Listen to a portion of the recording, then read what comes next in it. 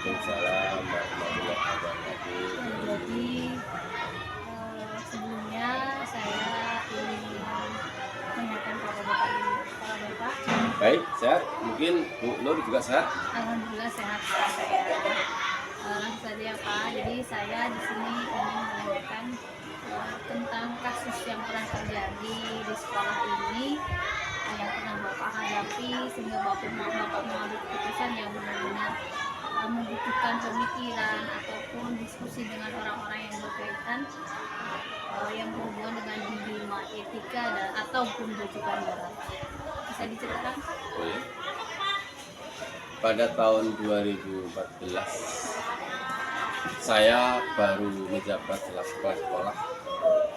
Saya menjabat kepala sekolah kalau nggak salah tanggal 24 April. Nah, tahun itu juga saya harus meluluskan dua kelas, yaitu kelas 6A dan B. Dari salah satu kelas itu saya punya murid yang sangat luar biasa. Anak itu yang mestinya dari tahun ke tahun tidak bisa naik karena aturan sekolah itu kan menaikkan anak harus benar-benar memenuhi akademik. Ternyata karena anak itu adalah anak salah satu dewan guru, bahkan anak pembesar SD itu waktu itu, maka anak itu sampai naik sampai kelas 6. Karena ketika anak itu mau kenaikan kelas, wali kelasnya kan ngobrol dengan orang tuanya berjanji bahwasanya nanti anak itu akan dididik supaya bisa memenuhi kriteria kenaikan. Ternyata sampai pada akhirnya anak itu naik sampai kelas 6. Nah, tentunya di kelas 6 itu kita harus meluluskan semua murid karena pertimbangan beberapa aspek, terutama untuk masalah ketentuan itu. Ternyata itu tetap tidak bisa terjadi. Nah, inilah yang menjadi banyak pikiran bagi saya selaku kepala sekolah baru, sehingga saya waktu itu sempat pusing dan saya harus minta pertimbangan dari sana sini. Akhirnya dengan cara saya bermusyawarah, saya kumpulkan semua wali muridnya dari kelas 1 sampai 6 kita pertemuan. Ternyata disepakati ada salah satu guru, ya udahlah Pak, kita bantu, karena kalaupun nanti dia lulus, anak itu katanya tidak akan melanjutkan, yang penting dia bisa lepas dari sekolah kita. Sehingga anak itu saya luluskan, yaitu anak itu lulus. Assalamualaikum warahmatullahi wabarakatuh, Pak Damri. Waalaikumsalam warahmatullahi wabarakatuh. Bu Eni dari gimana? Apa kabarnya Pak? Alhamdulillah sehat. Semoga Bu Eni juga sehat tentunya. Amin. Saya mau mengajukan pertanyaan terkait pengambilan keputusan yang sering Bapak lakukan terhadap kasus yang terjadi di sekolah SDN Karanganyar. Monggo Pak, dari pertanyaan pertama ya Pak ya. Oke. Monggo silakan, kalau nanti bisa saya jawab, insya Allah saya jawab dengan sejujurnya. Pak, untuk pertanyaan pertama, jadi selama ini bagaimana Bapak mengidentifikasi kasus-kasus yang merupakan dilema etika atau bujukan moral yang ada di sekolah Bapak yang Bapak tulis? Yang pertama, tetap ada beberapa yang harus kita mulai, yaitu mungkin kita kan selaku warga masyarakat, terus kita juga sebagai pemegang keputusan di sebuah sekolah, maka kita harus tahu duduk permasalahannya dari masalah-masalah yang kita hadapi. Pertama, kita harus belajar atau mempelajari apa sih masalah itu dan seperti apa yang terjadi sebenarnya. Dan kita juga mungkin harus belajar dari keluarga tersebut, karena bagaimanapun tidak semua masalah itu hanya ditimbulkan dari sekolah, tapi bisa saja memang bawaan dari rumah atau dari rumah. Sehingga kita juga harus mempertimbangkan keluarganya seperti apa. Ketika nanti kita ambil keputusan terus tidak mempertimbangkan itu, nanti ada beberapa yang dirugikan, termasuk mungkin anak itu sendiri. Itu. Jadi baik, jadi Bapak untuk mengidentifikasi permasalahan yang terjadi atau yang terjadi adalah mencari penyebab atau faktor latar belakang yang terjadi pada masalah tersebut, itu ya Pak ya. Oke. Iya, untuk pertanyaan kedua selanjutnya Pak, bagaimana Bapak menjalankan pengambilan keputusan di sekolah Bapak, terutama untuk kasus-kasus di mana ada dua kepentingan yang sama-sama benar atau sama-sama mengandung nilai kebajikan? Ini yang kadang-kadang membuat saya bingung ya, karena bagaimanapun kita harus memilih mana yang paling kita utamakan dalam mengambil keputusan. Sehingga kita harus adakan ya duduk bersama dengan orang yang berkaitan dengan masalah itu, terus nanti kita libatkan wali murid, guru, dan mungkin kita harus ngobrol juga dengan walinya langsung atau komite yang ada di sekolah kita, karena kita kan punya perwakilan dengan adanya komite sekolah. Bapak, jadi Bapak mengadakan musyawarah dengan orang-orang yang berkepentingan dari batu tersebut, dengan dewan guru, bahkan dengan komite untuk masyarakat ya, agar tercapai suatu keputusan yang benar-benar adil ya Pak. Adil, jadi tidak ada yang dirugikan. Yang ketiga Pak, langkah-langkah atau prosedur seperti apa yang Bapak lakukan selama ini? Pertama adalah kita ya tadi duduk bersama, ngobrol, terus kita akan ambil jalan yang terbaik daripada hasil kita ngobrol bersama. Mungkin kita akan tahu, oh anak itu mungkin perlu bantuan tentang pendampingan, atau mungkin kita juga harus memperhatikan mungkin ya yang jelas masalah keadaan anak tersebut atau orang tuanya. Terima kasih. Ya, jadi Bapak langkahnya adalah yang tadi musyawarah, diskusi, apa ya, cari tahu latar belakang, kemudian kita harus tahu tentang anak tersebut itu bagaimana. Iya. Itu ya Pak. Makanya terus mungkin ya kecerdasannya itu sendiri harus kita hati. Selanjutnya Pak, hal-hal apa saja yang selama ini Bapak anggap efektif dalam pengambilan keputusan pada kasus-kasus di lima etika? Yang paling efektif dalam mengambil keputusan dengan musyawarah bersama dewan guru. Karena dengan adanya musyawarah yang tadinya ruwet, tidak jelas, bisa kita selesaikan bareng-bareng. Jadi tetap kita adakan musyawarah. Jadi mengadakan musyawarah dengan dewan guru ya. Kita tetap mengedepankan musyawarah dengan dewan guru. Oke. Pertanyaan selanjutnya ya Pak, hal-hal apa saja yang selama ini merupakan tantangan dalam pengambilan keputusan pada kasus-kasus dilema etika?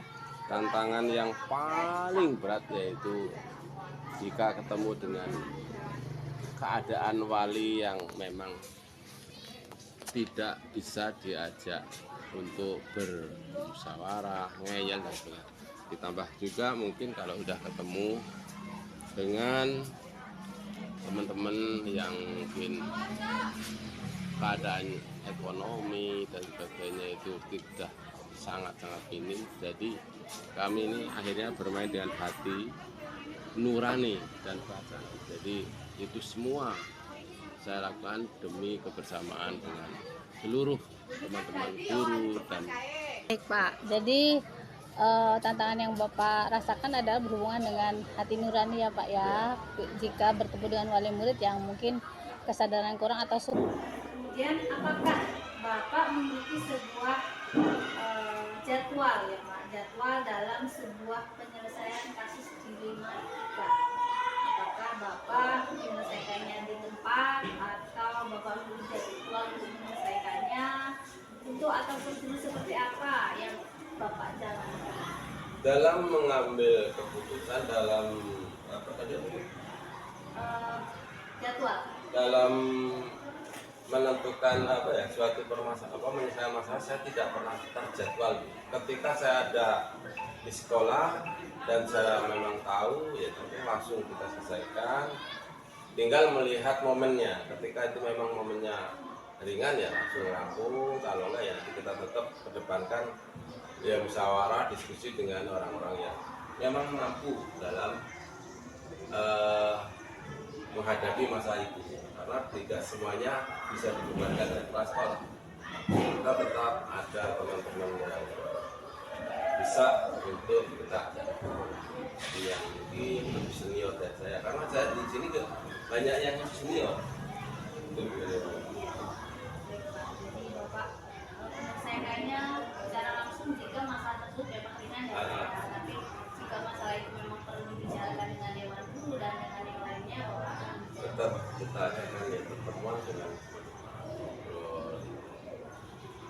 ya. Oke, selanjutnya Pak, adakah seseorang atau faktor yang selama ini mempermudah atau membantu Bapak dalam pengambilan keputusan dalam kasus-kasus penyidikan?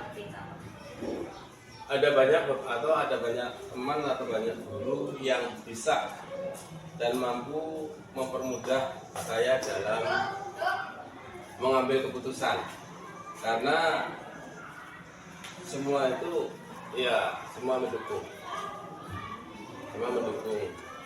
dan saya, terutama keluarga dan dewan guru serta masyarakat.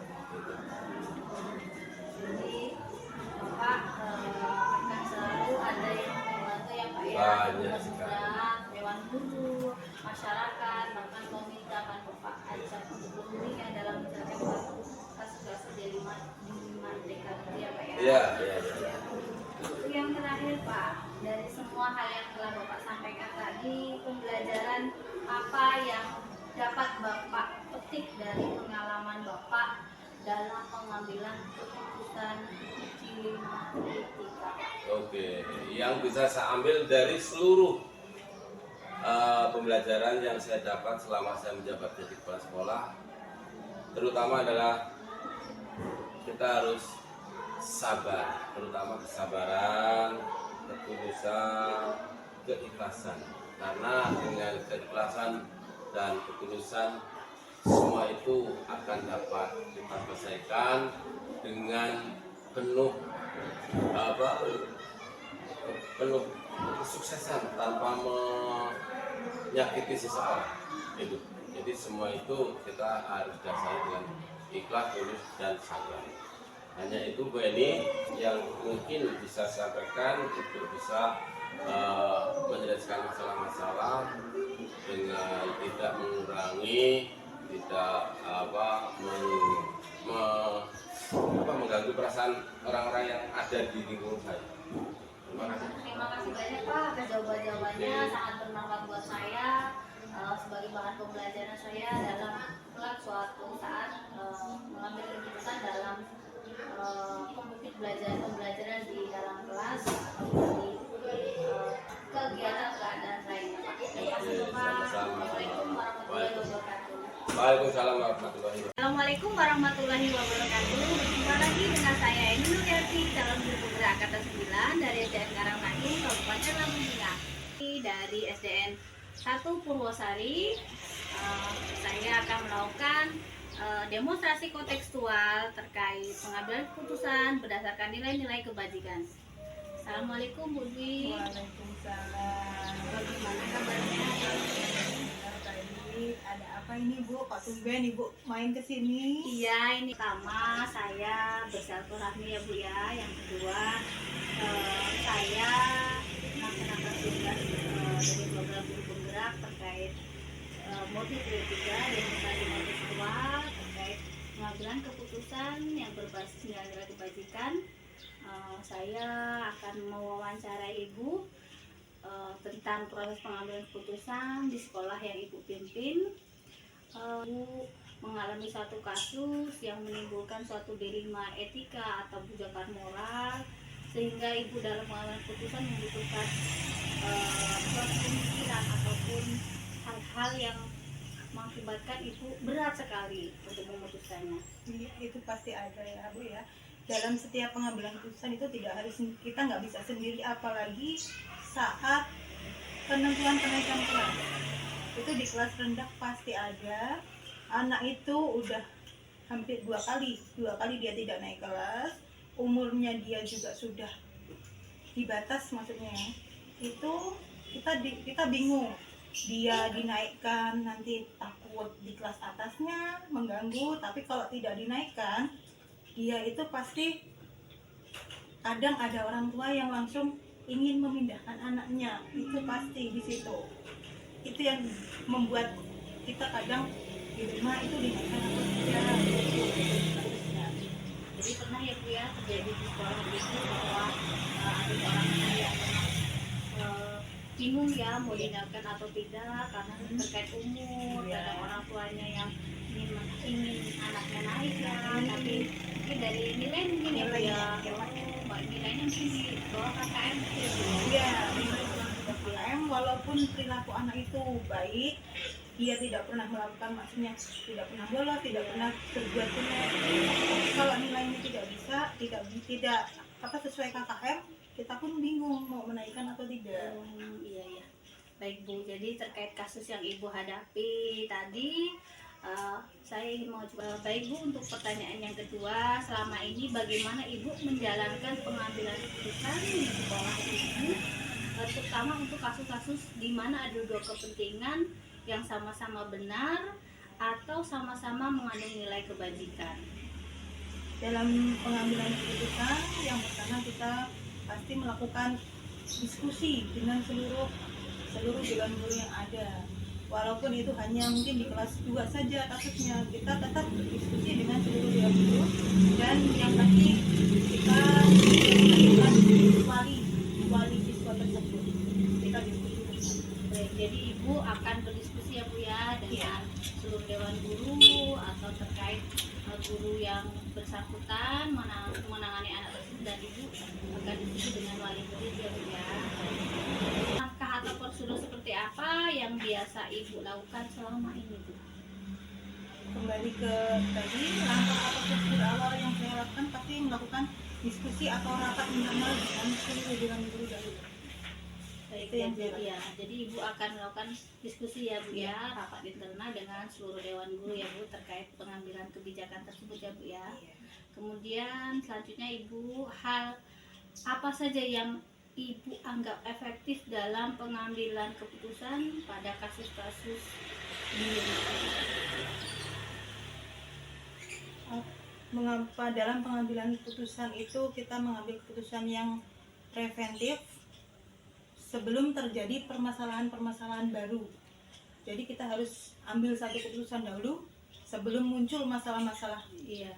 yang lainnya. Jadi ya, Ibu akan mengambil tindakan preventif ya Bu ya sebelum ada menimbulkan masalah-masalah yang baru ya Bu ya. Baik, terima kasih Ibu. Kemudian untuk pertanyaan selanjutnya, hal-hal apa saja yang selama ini merupakan tantangan bagi Ibu dalam pengambilan keputusan? Katanya yang pertama, karena anak sekolah itu kan nggak semua full di sekolah, jadi tantangan utama adalah keterlibatan orang tua. Orang tua itu mungkin kalau di rumah ada yang sibuk, ada yang tidak peduli dengan anaknya. Jadi tantangan utamanya adalah keterlibatan orang tua atau kurang kesadaran orang tua dalam pendampingan anak di rumah. Jadi keterlibatan orang tua ya ketika di rumah ya Bu ya. Baik. Selanjutnya Ibu, apakah Ibu memiliki sebuah jadwal tertentu dalam menyelesaikan kasus dilematika, atau Ibu langsung menyelesaikan di tempat, atau memiliki sebuah jadwal untuk menyelesaikannya, untuk atau prosedur seperti apa yang Ibu jalankan? Selama ini tidak ada jadwal khusus dalam penyelesaiannya, itu hanya kita lakukan pengambilan keputusan secara langsung saat rapat. Kan kita diskusi, kita tentukan keputusannya hari itu juga, itu pun harus melalui pertimbangan yang sudah matang. Jadi nggak kita oh ini harus gini tapi tanpa pertimbangan, tapi kita sudah memutuskannya matang-matang. Baik Bu, jadi Ibu tidak langsung memutuskan ya Bu ya, jadi dipertimbangkan dan dimusyawarahkan terlebih dahulu begitu ya Bu Iya, ya. benar. Baik, untuk selanjutnya Ibu, adakah seseorang atau faktor-faktor yang selama ini mempermudah atau membantu Ibu dalam mengambil suatu keputusan dalam kasus ini? Yang sangat membantu yang pasti seluruh dewan guru yang terlibat dalam satu sekolah gitu. Ya, Semua jadi dewan guru. ya, jadi yang membantu atau yang terlibat adalah seluruh dewan guru Iya, gitu ya Bu ya. Ya. Untuk yang terakhir Ibu, dari semua yang Ibu sampaikan, pembelajaran apa yang dapat Ibu petik dari pengalaman Ibu saat pengambilan keputusan dalam satu kasus dilema etika? Yang saya pelajari di situ, tidak semua yang kita anggap benar itu benar semua. Jadi dalam mengambil keputusan kita pun harus memperhatikan beberapa hal agar tidak merugikan orang lain gitu. Jadi nggak semua yang kita anggap benar itu semuanya benar, nggak bisa seperti itu. Harus keputusan bersama. Jadi Ibu akan mempertimbangkan dari berbagai sisi ya Bu ya, apakah keputusan tersebut merugikan atau tidak. Baik Ibu, terima kasih atas jawabannya, sangat bermanfaat bagi saya, merupakan suatu pengalaman bagi saya kedepannya akhirnya saya bisa mengambil keputusan pada saat menjadi tingkat pembelajaran di kelas dan melakukan juga yang Ibu lakukan dan tidak merugikan semua pihak. Terima kasih Ibu atas waktunya. Ya, mohon maaf sudah mengganggu waktu libur Ibu. Terima kasih.